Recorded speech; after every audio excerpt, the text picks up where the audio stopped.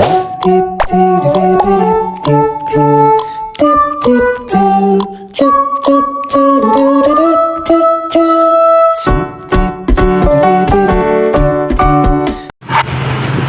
everyone! Welcome to today's video.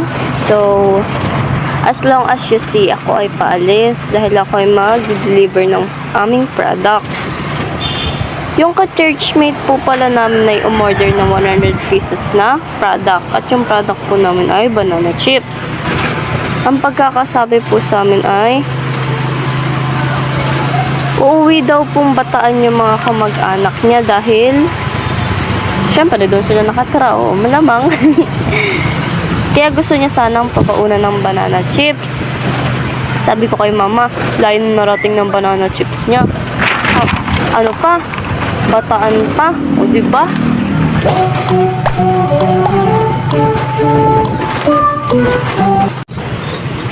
Dito po pala sa part na to, ano to, sa pansol na to. Sira-sira yung ano eh, yung kalsada, kaya inaayos pa nila. Kaya madalas traffic dito. Tignan mo naman, sira-sira na. Pwedeng maka-aksidente to eh.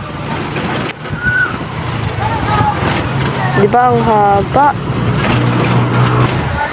At ayun na nga, nakababaan na rin ako ng tricycle. Hindi ko na siya na video kasi ano, alam niyo naman, mag-isa ako. Ayun, walang taga-video. Malapit na ako sa bahay nito. Bahay nung dideliveran ko. Ayun, nakalabas na ako dun sa bahay nung dideliveran ko. Hindi ko na video, ang dami kasing tao. Ayun, paano? Papunta na ako dun sa sakayan ng tricycle, Pamalay. Lalakad na lang ako ng konti. Nakasakay na ako papuntang Malay. Coincident ata ito eh. Ano, nakasabay ko pa yung ano, yung kaklase kong, hindi naman kami masyadong close dahil ano, inamin niya sa sarili niya na mas maganda ako sa kanya. Ay, charot lang. Ano, hindi lang talaga ako close sa kanya kasi nga, hindi naman ako ganun ka imikin pagdating sa school. Kaya hindi ko masabayan yung trip nila, yung trip niya.